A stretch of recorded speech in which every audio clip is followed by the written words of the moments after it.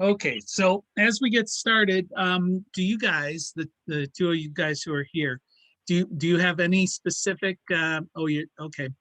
I see you're doing class. So if Don, if you have any questions as we're going through, just go ahead and enter them in. If not, I know Chad, I had checked with you and you didn't have anything specific. So I'm going to jump in, share the screen, and I know you won't be able to see it when you're driving there, Chad, Yeah. but I'll read off what the questions are. I'm just going to go through the quizzes. So starting with chapter 1. Um, so it's chapter 1, converting the energy of the sun from light to electricity is known as, and of course that's photovoltaics. And it just comes from the word photo, which is light, voltaics, which is electricity or energy.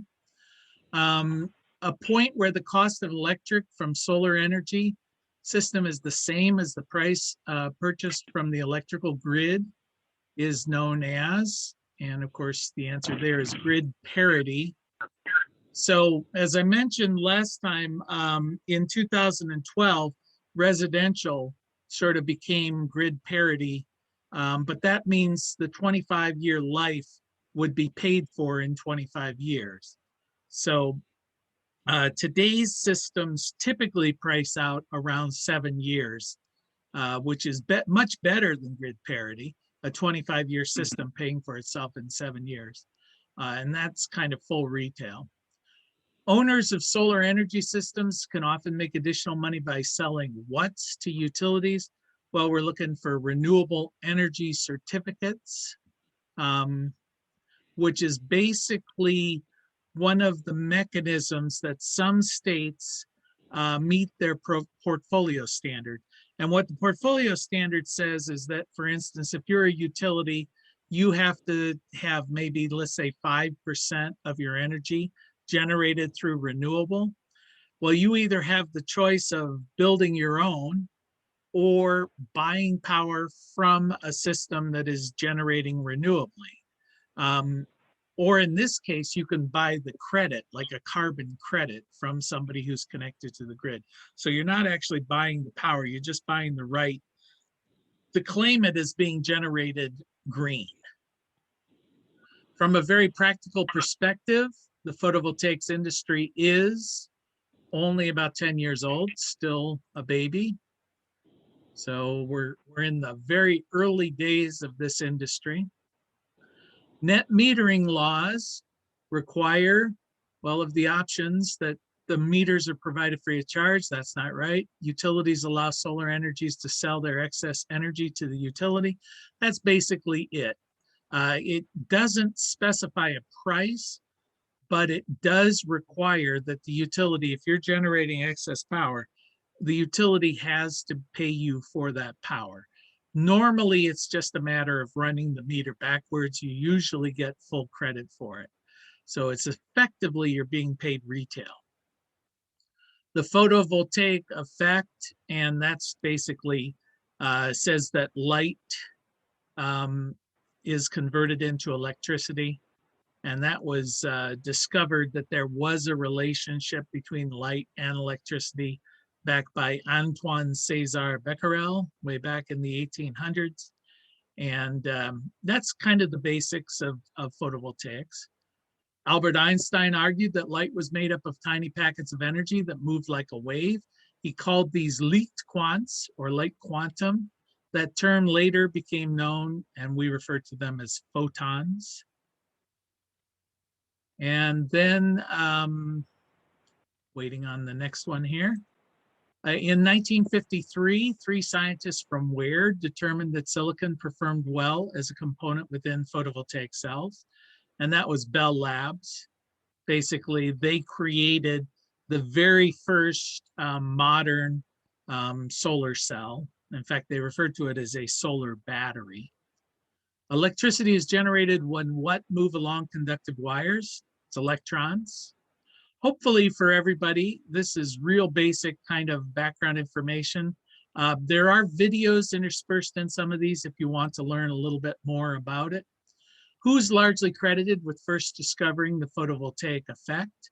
And as I mentioned, that was Antoine César Becquerel way back in 1839.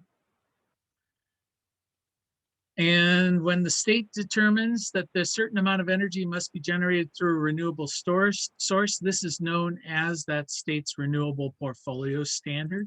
The state of Ohio has a renewable portfolio standard of 12.5%, which isn't very aggressive, but at least it's something. A system that produces energy at or near the point where it's used and is generally owned by the customer is called a distributed energy system. And you'll hear this term quite a lot.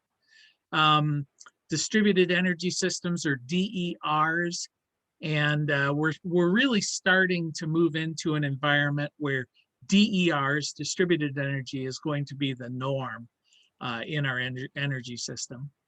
Attaching a photovoltaic system to the grid is known as interconnecting it. When you turn it on for the first time, that's known as commissioning, but the connection to it is interconnecting. And normally you have to have two legal documents when you connect to the grid. One is a net metering agreement, which specifies the economics of the arrangement between the owner of the system and the utility. And then there's an interconnecting agreement, which specifies the legal, like, how do you connect it to the grid? You know, where do you connect it? What kind of devices do you have to have? You know, who has liability? Is there liability insurance? Now, those are two separate agreements, but they're often contained in the same document. An SREC is essentially a solar renewable energy certificate. And an SREC, it's because a lot of the portfolio standards have set-asides for solar. So it's a subcategory of a REC. I always like to say, like, every giraffe is a mammal, but not every mammal is a giraffe. So every SREC is a REC, but not every REC is an SREC. You know, like wind would be an example of a REC that's not an SREC. The National Electrical Code, published every 3 years by the NFPA, the National Fire Protection Association. And that's been happening for a good long time. Of course, that came about, whoops, how on earth? National? I'm going to need to check that because that's the right answer, but it's saying it's the wrong answer. NFPA. Sometimes those things come disconnected. All right, it's good to go through this. Portion of the NEC that specifically addresses photovoltaics, that's going to be Article 690. Article 690, in the NEC, they refer to these things as articles, and Article 690 just happens to be the one that talks about photovoltaics. The NEC document is also referred to as NFPA Document 70. That's kind of its official name. It doesn't become the National Electrical Code until it is adopted by an authority having jurisdiction. So it becomes law when the authority having jurisdiction adopts it as the law of the land. Up until then, it's just industry best practices, which are a good idea, but they're not the law until they're adopted. And it's important to note that not every jurisdiction adopts the most recent National Electrical Code. So be sure that you're using the code that's relevant. Normally, a jurisdiction will allow you to use the most recent NEC, even if they haven't adopted the most recent NEC. So, for instance, I don't remember, I think the state of Ohio has adopted the 2017 code. It might be the 2014 code, but if you're using the 2020 code, you're probably fine. And your local jurisdiction could adopt the more recent one. So be sure you're working to the code that's been adopted. A system that guarantees the retail price to renewable energy for a period of time, that would be a feed-in tariff.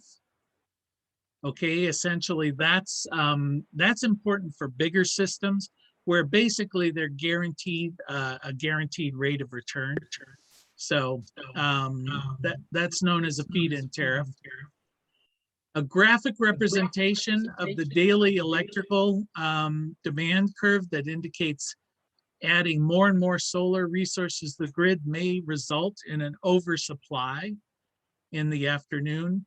It's usually called the duck curve. All right, and the reason for that, I think I've got a picture of it in here in the answer. Yeah, you'll see that with the system here, it's basically showing that in the middle of the afternoon when the sun is shining, you're generating more power. And then the more systems that get put onto the grid, you start to see a trough, because not only are the systems producing more power, but then that creates lower demand during that period. They're pushing some onto the grid, they're not requiring additional. So you actually may get a situation where you go negative. That has happened in Texas, where they had so much power that there was negative demand. And actually, the state of Texas had to pay other utilities to take their power, because, of course, it's got to go somewhere. And there was no demand during those periods. Which of the following is not a technical concern when adding distributed energy sources to the grid? Well, we have voltage violations. That's always going to be a concern whenever you're adding into the grid. The renewable portfolio standard, system instability, increased demand, ramping. Well, of those four, of course, renewable portfolio standard, that's basically what the state mandates be generated from renewables. Voltage violations would be, let's say that you're, if you're pushing more power onto the grid than the grid needs, you can think of it sort of like water pressure. You know, the grid operates within plus or minus, say, 6% of whatever its uniform voltage is. So if you have a whole bunch of systems pushing more power onto the grid, the voltage will rise. If it rises outside of that range, then you've got a voltage violation and you may see the system crash. That, of course, creates system instability. Increased demand ramping, well, that's it's like if they have their computer models that say this is how much demand we're going to have given a period of time, and you start having other sources in that mix, it makes those models difficult to predict, especially with the variability of wind, the variability of sun. So all of that makes the utilities role more difficult, but not impossible. I mean, we have these things called computers, and they can sort it out. It just means that their algorithms have to change. Prior to selling products on the marketplace, reputable manufacturers must submit them to what? To ensure that they conform with appropriate industry standards. And basically, they're saying a national recognized testing lab. In the United States, the two main testing labs are going to be UL, Underwriters Lab, and ETL, used to be known as Edison Testing Labs, but now it's, I think, Electrical Testing Labs. Really, they're similar. UL is a nonprofit organization. ETL is a for-profit. Which of the following is not a common listing or service mark found on products that indicate they comply with the appropriate industry standard? Well, OSHA, ETL, CSA, or UL. Well, those of us who have been on job sites know OSHA is not a testing lab. They're the guys who are going to come and find you in violation. I think CSA is the Canadian Standards Association. That's for Canada. In the US, which agency is tasked with the responsibility for ensuring safe and healthful working? Well, that's going to be OSHA. And let's see, that's it.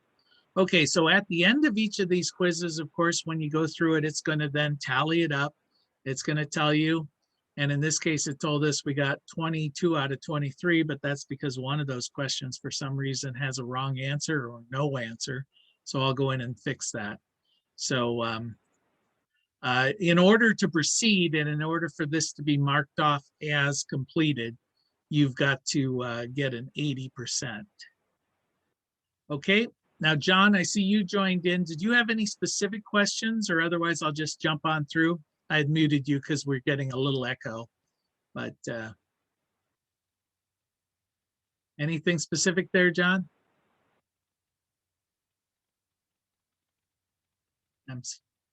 Nope. Okay. All right. So solar cells rely on materials such as silicon that allow some, but not all, the energy to flow through them. These materials are known as, of course, semiconductors. Silicon Valley, semiconductor, same thing. So sometimes it acts like a conductor, sometimes it acts like a insulator.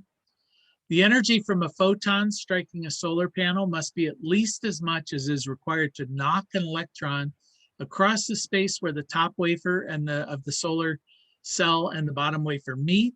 Silicon has a relatively low blank energy level, about 1.1 electron volts, and that's its band gap. It kind of makes sense if you think about an electron volt is the amount of energy it takes to move an electron. So you got to have a little more than one, which is the amount, because otherwise, if it was just one, it would float back and forth. There would be no diode created there. Blanks are made by slicing a single silicon crystal into wafers. They're generally more expensive, but they're more efficient. Well, these are going to be monocrystalline cells. So you have it, they're almost made sort of like if you ever did the old dipping of a candle in wax and hot wax, and they build up and form a perfect crystal. And then they slice these crystals into very thin wafers, and that is monocrystalline. And they are the most efficient, but they're also basically the most expensive. Polycrystalline cells are constructed by pouring molten silicon into bars and then slicing them up. So it's a little less efficient, but also a little bit less expensive. And when we use the term, you know, when we say that a solar cell costs X number of dollars, we're usually referring to polycrystalline cells made in China. That's kind of the industry standard. Blank employs multiple layers of thin films. Each layer can more efficiently absorb light within very narrow band. In combination, they can absorb light over a wider electromagnetic spectrum. These are going to be multi-junction PV cells. This is an experimental type solar cell. And one of the things that's pretty cool is if you think about this, the electromagnetic spectrum is a very narrow band of visible light within a wider band of electromagnetics, going all the way from X-rays up to, I don't know, gamma rays and ultraviolets and things of that nature. So if you were to say expand a little bit and go ultraviolet and UV or even cosmic radiation, infrared, well, UV light, ultraviolet, penetrates clouds. So suddenly weather no longer is an issue. So you could be gathering light through it throughout the day without worrying about weather. And if you could go into cosmic radiation, you could be gathering electricity at nighttime. So there is the theoretical possibility that as technology improves, we could start to see solar generating power 24/7. So this is a game changer. I mean, now all of a sudden energy, the variability of solar goes away. But that's 5, 10, 15 years out into the future. One advantage of blank technology, also called amorphous, meaning without shape, is they're flexible and can more easily be integrated into building design. So that's going to be thin film. And if you're not familiar with thin film panels, you've seen them on everything, on solar calculators, lawn ornaments, lawn lighting. It's that little flexible solar pad. Well, they make them solar panel size as well. They're generally much less efficient and much less expensive. I always like to think of them as the Harbor Freight solar panels. You know, they're cheap. They're as good as they need to be. right? But they're often used in kind of disposable applications. There is a really cool video if you get the chance where it shows you can roll them out for emergency response situations. So that's kind of a nice thing in case of hurricanes or fires or something. Under standard test conditions for solar panels, the amount of sunlight hitting a panel, known as irradiance, is assumed to be 1,000 watts per square meter. That's basically how much sun will hit a square meter, the energy in sun hitting a square meter on a cloudless day at sea level.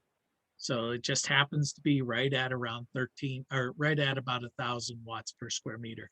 At the outside edge of the atmosphere, it's going to be about 1,300 watts.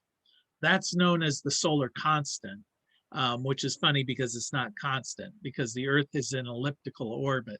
But so we figure we lose about 300 watts as the sun transfers through the atmosphere. Standard test conditions also assume two other conditions be met, and that is atmosphere equal to 1.5 and temperature at 25 degrees Celsius. Now, 25 degrees Celsius is the same as about 77 degrees Fahrenheit. So we will be dealing with metric measurements because watts is a measurement in metric.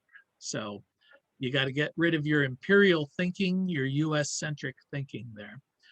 One main difference between STC and PTC is that, well, PTC was only used in the USA, but that's not really what we're looking for. PTC addresses wind speed, while STC does not.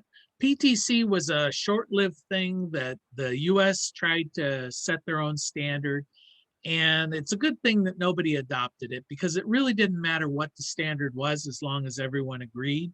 So having two is kind of the same as having none. So most of the world is going to deal with STC, but you may run into PTC on some documentation. So I want you to know the difference. Okay. Every solar panel has unique power output characteristics that can be diagrammed on a chart, plotting how many watts of power are generated at each and every level of current or every voltage. This is called its IV curve. Okay. So what I thought I'd do here is I'm gonna stop that there, and I'm gonna share my little whiteboard here because the IV curve can be a little bit confusing. So what we're talking about is if we were to diagram, hopefully everybody can see this, but if this is amps and this is volts, then every panel has a curve, a production curve that looks something like that. All right, so what am I talking about? Well, this is 0. So if, just to throw some numbers in here, let's say that's 1, 2 amps, 3 amps, 4 amps, 5, and then this is going to be 6. And this is 5 volts, 10, 15, 20, 25, 30, and we'll just say 35. Okay, so when we follow this diagram, we're going to say that if you increase the voltage, well, what this is saying, there are several points along the line that we have to worry about. The maximum amperage this panel might ever generate under any conditions is going to be charted right there, and that's known as the ISC, the amps at short circuit. And the maximum voltage that panel might ever produce is right down here, and this is known as the VOC. Now, if you notice, 6 times 0 is going to be 0, 36 times 0 is going to be 0. So if the panel were operating at ISC or VOC, it means that panel is not producing any power, and that's a bad situation. So in either of those situations, something's wrong, and that panel is not producing where it should. So at some point along this curve, that panel is going to be producing the maximum power it can produce. So if we move forward here and we're at 5 volts, well, that's going to be about 30 watts. And if we get to 10 volts, let's just say that's about 60 watts. 15 volts, that's going to be 10, 30, 90, let's just say 95 watts. 20, we're down to say 5.5 amps. So at 20 times 5.5, that's going to be 110 watts. 25, if we're at 5, that's going to be 125 watts. Then if we get to 30 and we're at 3, it's going to be 90. And then let's say at 2, we're at 35 or so. That's going to be 70. So what you're seeing is it increases, it increases, it increases. But at some point right in this bend, it's going to be at its maximum. And then it begins to decrease. And I think about it like if we're trying to measure traffic going through an intersection, if you keep adding cars and keep adding cars, then the amount of traffic is going to increase until those cars start to interfere with each other, at which point you're going to start to see a decrease until you get all the way to gridlock. So wherever you're getting the maximum, let's just say it's right here, that is known as the maximum power point, the MPP, or sometimes they call it the Pmax. So that's going to be the rating of the solar panel. So this solar panel would be considered a 125 watt panel. But there is an associated voltage and there is an associated amperage with this point. So this is going to be the Imax, or the maximum amps, and this is going to be the Vmax, or the voltage at the maximum power point. And that's, so we've got the Vmax, the Pmax, and the Imax. So if everything's working fine, that's where the panel is going to be producing its most power. And their Vmax is where it should be in voltage, and the Imax should be. So these 5 points on this curve are what you need to worry about, and the panel manufacturer will provide that for you as part of the specification. John, did you have a question? Yeah, I muted you, so. Yeah, okay. Yeah, what's your question, John?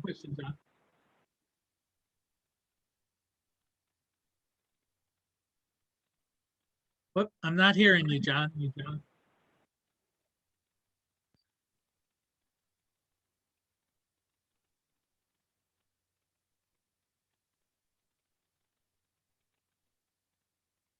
I'm not getting anything from you. Can you type it into chat, maybe? Is your microphone setting? Or if you go down into the bottom left, there should be a microphone option.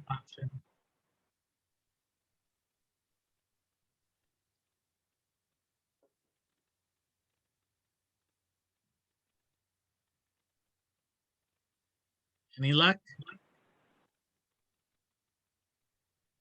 Okay, I'm going to move on while you're working on that. It should be able to hear you because I can hear the echo from your system. All right, so now what we're looking at here is if we had, it would be ideal if we could always be operating at the Pmax or the maximum power point. But what you'll find is every system, the first piece of electronics in a grid-tied system, that's going to be the inverter. In a standalone, it's going to be the charge controller, has a thing they refer to as the MPPT, and the maximum power point tracking device is an electronic device that always keeps the system operating at the maximum power point. And that's going to produce the most power that can be produced at that second from the system. It's sort of a software way of keeping you at the optimal or at the sweet spot. But if you, every time the temperature changes, every time there's clouds or any irradiance changes, this curve is going to change. So let's see. If we made the same chart with the MPPT only showing irradiance versus power, what would happen? Yeah, it would be very similar because basically irradiance affects amperage. So you would find, for instance, let me clear this. If I had a drawing like this, and this is amps, and this is volts, you would find that as irradiance changes, the diagram's going to look like this in low irradiance, this in higher irradiance, this in even higher. So the irradiance is going to change the amperage reading primarily, whereas temperature would be focused like this. The temperature affects the voltage.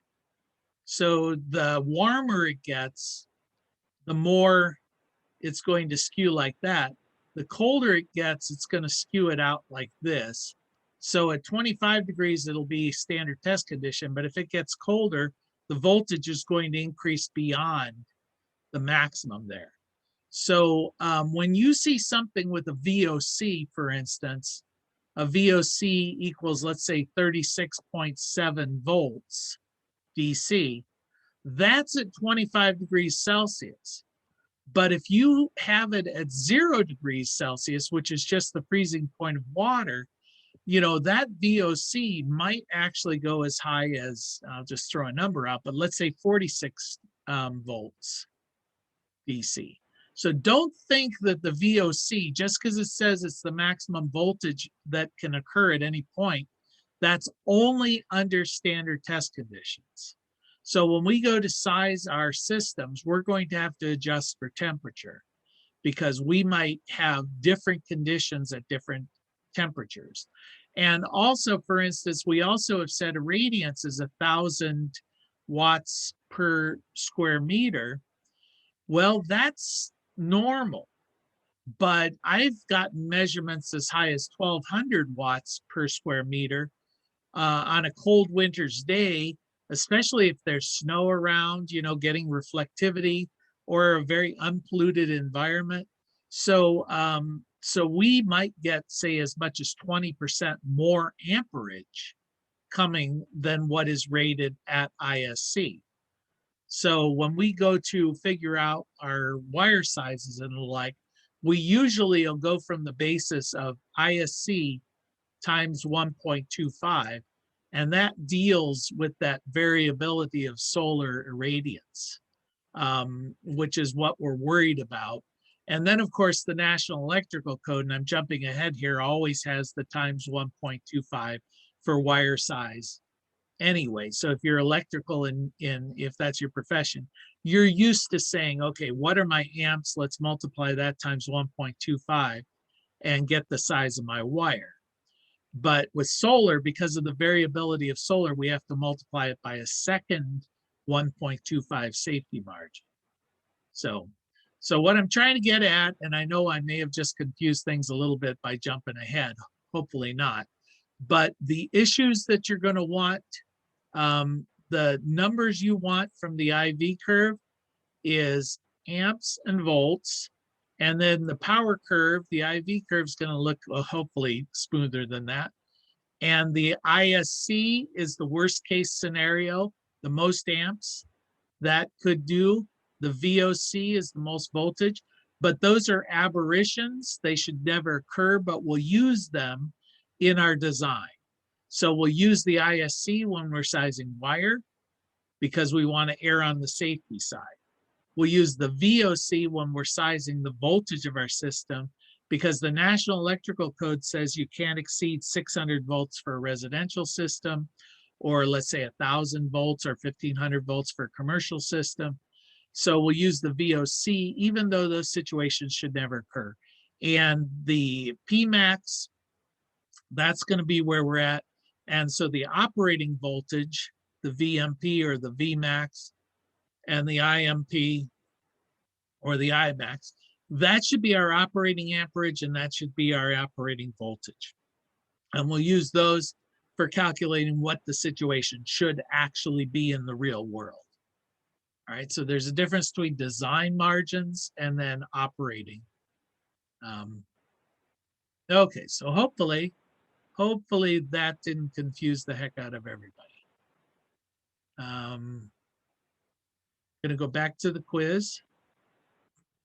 All right, so that was a long explanation about IV curves.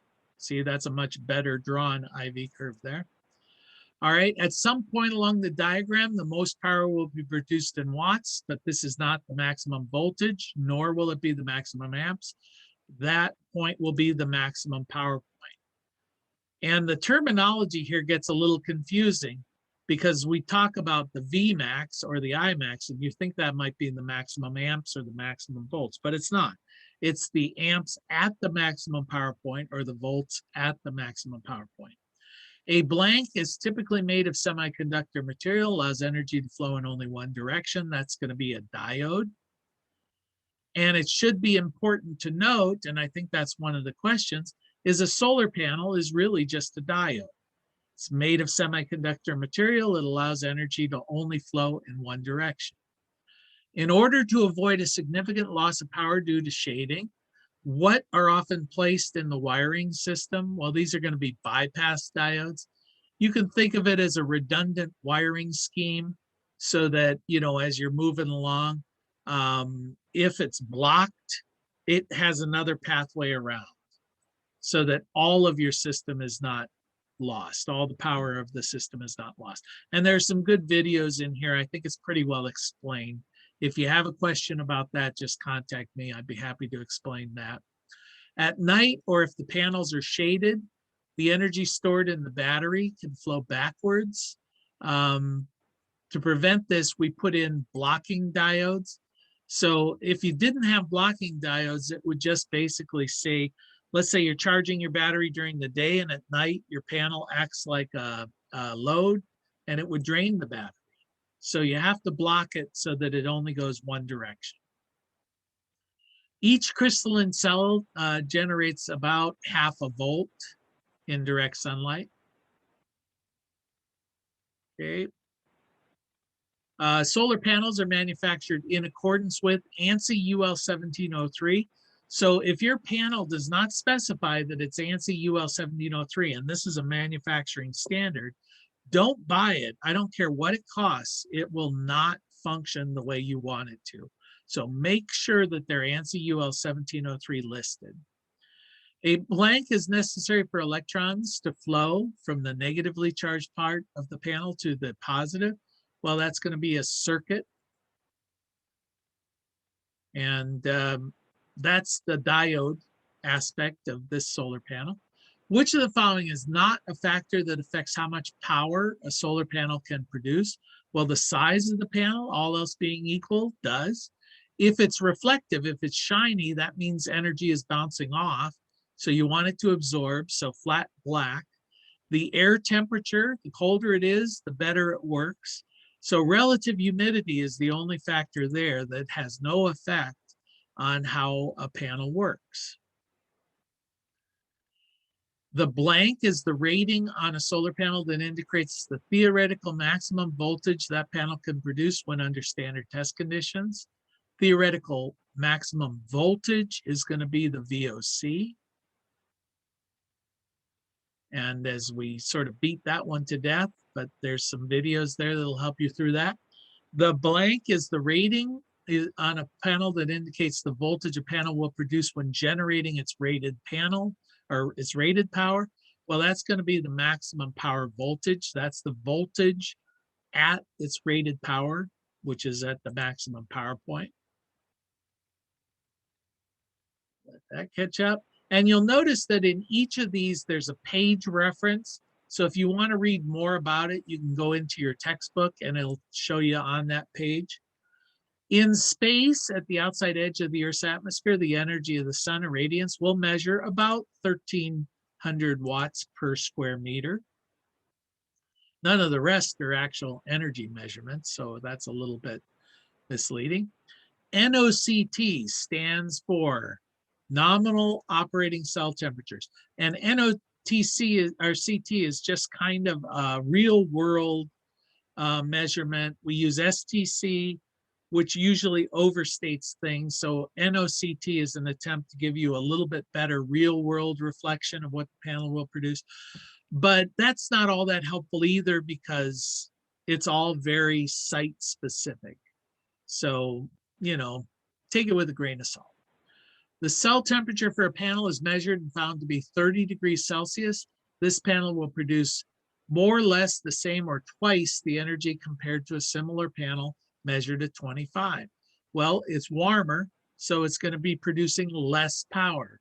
That's a little bit counterintuitive, but electricity does not like heat. So the colder it is, the better it works. How much a panel's energy production increases or decreases for every degree Celsius, it varies from STC, is known as the temperature coefficient. And what you'll normally find is that panels are going to operate in the range of plus or minus 0.4% per degree Celsius. So what that means is that if the temperature goes up a degree Celsius, that panel will produce 0.4% less voltage. If the temperature goes down, it'll produce 0.4% more voltage.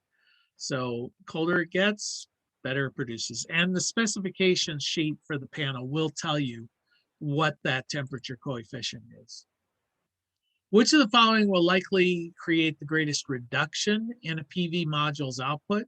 Well, we measured the cell temperature and it's at 0. Well, that's lower than 25, which is standard test. So it'll produce more voltage or more power. The panel is 10 years old. Well, for every year, we can figure, you know, 0.5% of degrading. That's an overestimate usually, but 10 years, that would be about 5%.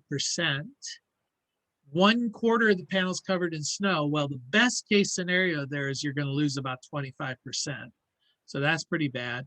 And one 200 watt is half the size of another. Well, that's like saying which weighs more, a pound of feathers or a pound of lead.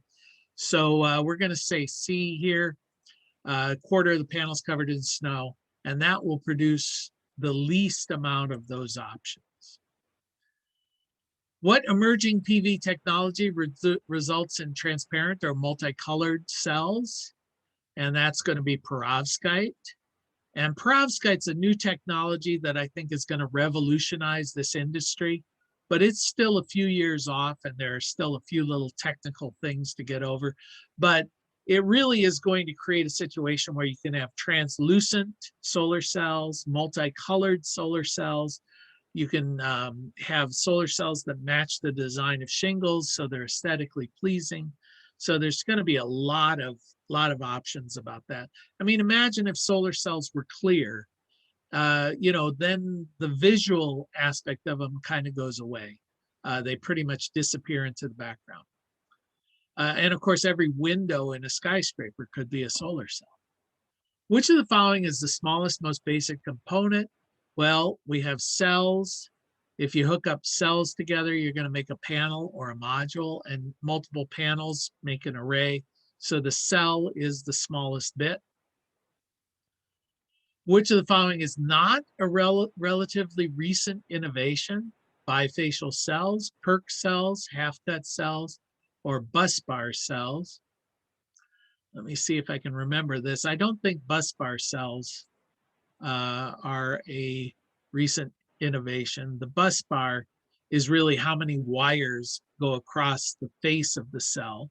It's not a cell innovation per se. So on this one, I think we got them all right. Got 28 out of 28. So away we go.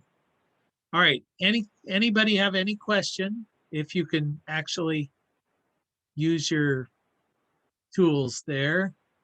Not seeing anything in chat, so I'm reckoning I can just move on, and I'll hit chapter 3. So chapter 3, now we're getting into types of systems. And this is one of those things where maybe a little bit new to you guys, but there are different types. A PV system that uses batteries and is not connected to the local utility is referred to as an off-grid system or a standalone system. This is kind of the 1970s Mother Earth News kind of PV system, having a cabin in the woods, raising goats, telling the man to stick it. They're not very common systems in our world today. Most systems are going to be connected to the grid in one form or another. A PV system that uses batteries and is connected to the local utility is referred to as a grid interactive system, or more commonly, you'll hear these referred to as AC coupled or DC coupled systems. And actually, I just saw a article saying that 1 in 5 PV installations now incorporates batteries. So more and more, because batteries are going down in price, we're using them a lot more. A PV system that does not use batteries, is connected, is a simple grid-tied system. And this is far and away the most common and the least expensive. The most common type, well, just answered that, that's grid-tied systems. And they are the most common because they are the cheapest. A distributed energy system that incorporates both solar and wind would be a hybrid system. And they're very complementary technologies, although wind typically has a lot of maintenance issues. Generally, the first step in designing a PV system is to determine the load requirements. And one of the things that drives me nuts is when people say, well, how much does a solar array cost? And you say, well, what are you wanting to power with it? How big is it? It's almost like saying, how much does a car cost, or how much does a house cost? There are a lot of factors that go into it. So the first thing you need to know is, what are the load? What's the load requirement? And if you're doing a system that's connected to a home or to the grid, normally it's an existing building and you're just going to get a copy of the electric bill. Say, all right, it'll show me what electricity that customer uses, and I can use that as my load assessment. But if you're building a brand new building and you don't know, well, then you can go by some industry standards. And California, for instance, that requires solar on all new buildings, has some very extensive ways of estimating based on square footage how much solar would be required for that home. Or you could just use industry averages. Average US home uses about 900 and some odd kilowatt hours a month. So you could use that. Or if you're doing a standalone system, you might have to do a load assessment. According to government statistics, US home uses about 915 kilowatt hours per month, more or less. US is not the worst in the world. Actually, Saudi Arabia, United Arab Emirates, they use a lot more power per household than America does.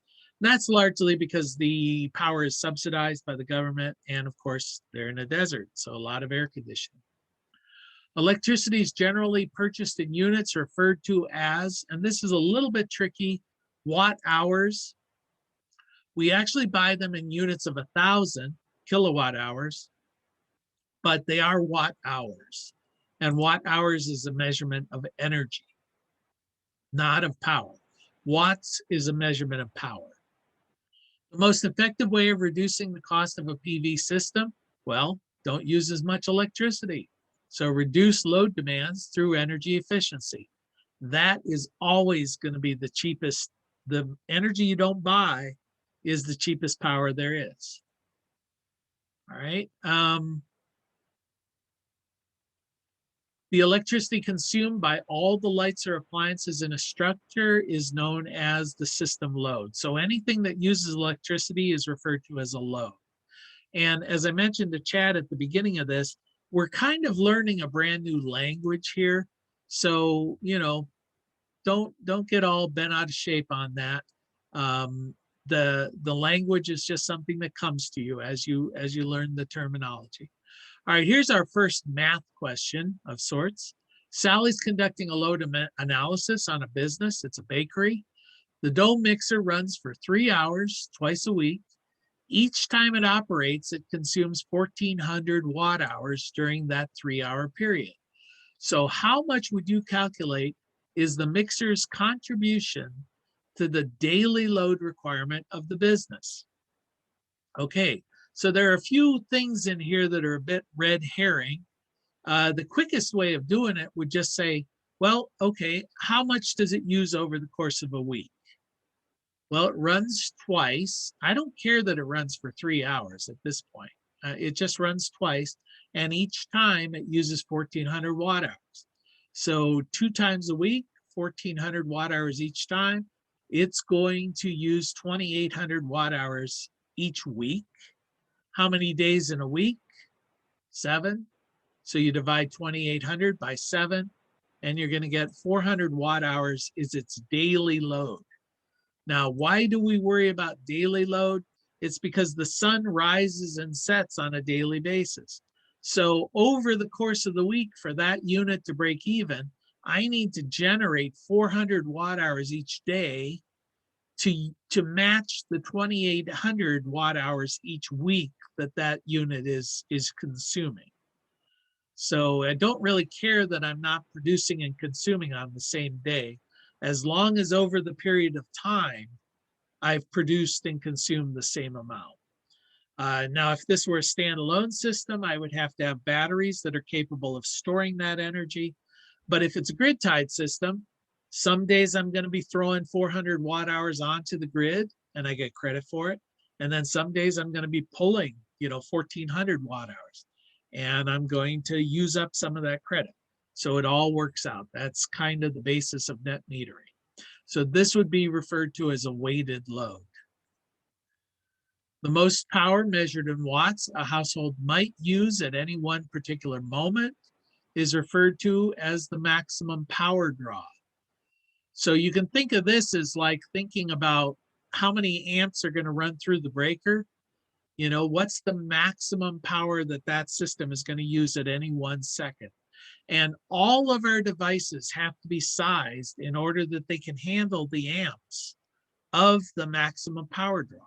Doesn't matter how long it runs. If it runs for a microsecond, if it exceeds the capacity of the wire or the breakers or the unit, the electronics, it can blow stuff up. It can catch fire. So maximum power draw is used for sizing our components. The amount of energy measured in watt hours the household might use on an average day is known as the daily load, right? Daily load demand.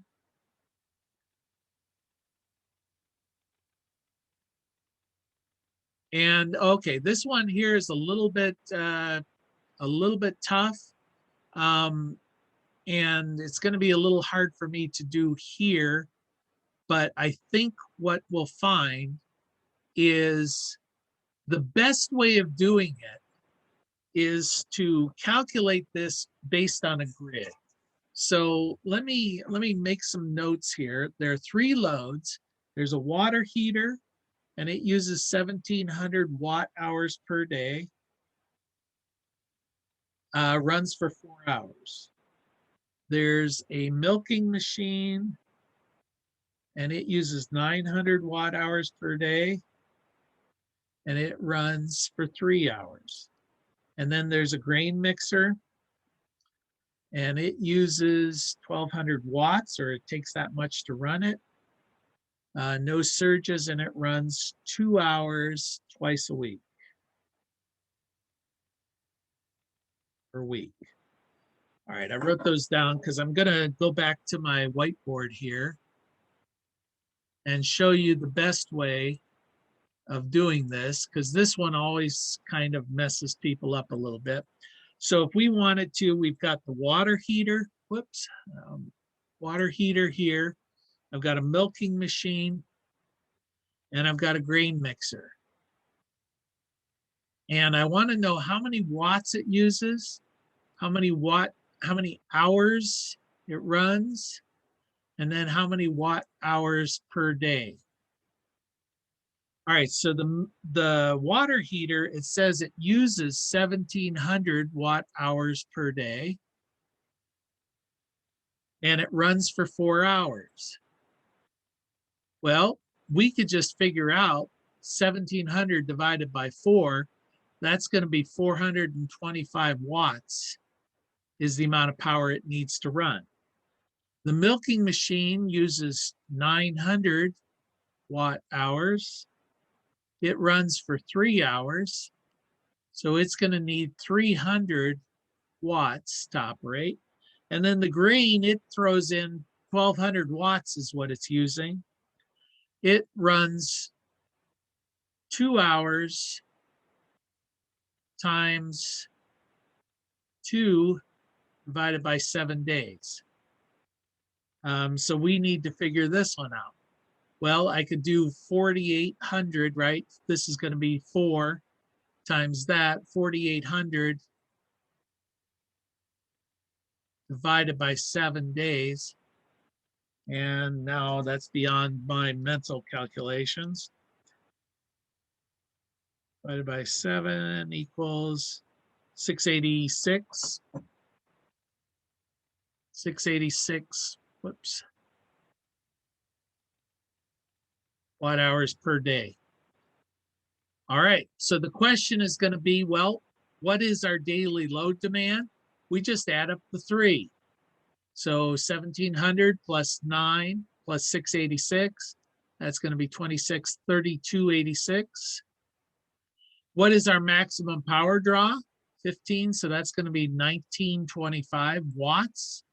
And then I think the third question says, well, if only one of these operates at any one time, what's the maximum power draw? Well, we'll just simply pick the biggest, because that would be the maximum power draw. If these things are mutually exclusive, then we're only going to use the one that's the largest. So we go back here to the questions. And it says, what's the daily load? Well, we just calculated it's 3286. And this will walk you through all of the ways of figuring that out. Then it says, assuming all can be operated, what's the maximum power draw? We figured that at 1925. All right, and that's showing you that. And then it says, assuming only one, well, 1200 was the biggest one, and that's going to give you that answer. So it's not as hard as it may first appear if you do them in a grid like that. According to the NEC, in the US, the maximum voltage, the DC portion of a residential system, is going to be 600 volts. Why is it 600 volts? Your answer is as good as mine. I suspect it's because the people who wrote the National Electrical Code didn't understand solar. And in the world of electricity, 600 volts is considered low voltage. So they just said, all right, I don't understand this. Let's just limit it to whatever safe voltage. And, so 600. It's an arbitrary setting. In Europe, it's really up around 1,000 volts. And you'll find that systems, the higher the voltage, the cheaper the cost, because you can use smaller wire. So there's nothing inherently safer in 1,000-watt versus 600 watts. So yeah, 600 volts maximum voltage for common wire, but that's almost irrelevant because I mean, we have PV wire that's available for these systems, and yeah, I think it's just more that they thought it was safer. We keep thinking in every single run through of the NEC they're going to change it, but they just haven't yet. For commercial systems, they have eliminated the voltage for ground-mounted systems, but it's a legacy thing. We'll wait and see. It will save money if they increase the voltage of the system. For the maximum voltage for multifamily commercial systems, if they're inhabited, is 1,000 volts. All right, according to the IEC in Europe, the maximum DC can be configured is, and here I'm going to have to go by memory. I think it's 1,500 volts in Europe. Pretty sure that's what they can go. It might be 1,000. So we'll see. Yep, 1,500 in Europe. All right, according to the NEC, the US, the maximum DC, a roof mounted commercial, well, that's going to be 1,000 volts. So if the building is occupied, you got to keep it below 1,000 volts. All right, so that gets us through chapter 3. And we got 100 points there, 100%. So I'll end it there. On Tuesday. We'll be going over chapter 4, some basic electricity. But at this point, anybody have any questions before we call it a meeting here? Look at the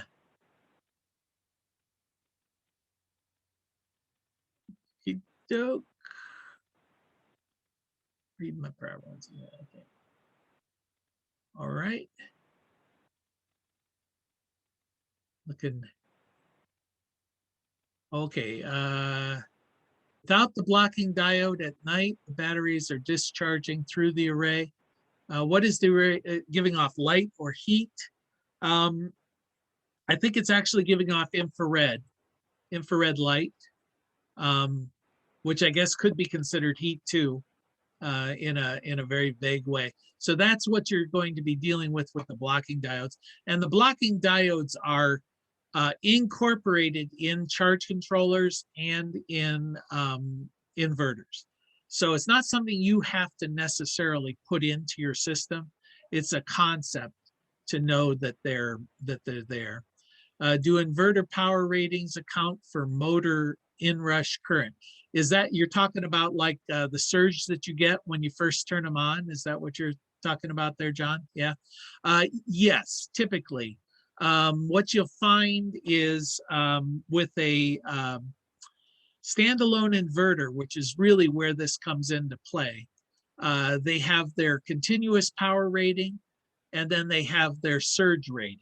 And the surge rating is typically going to be twice as much as the continuous power rating for a brief period of time.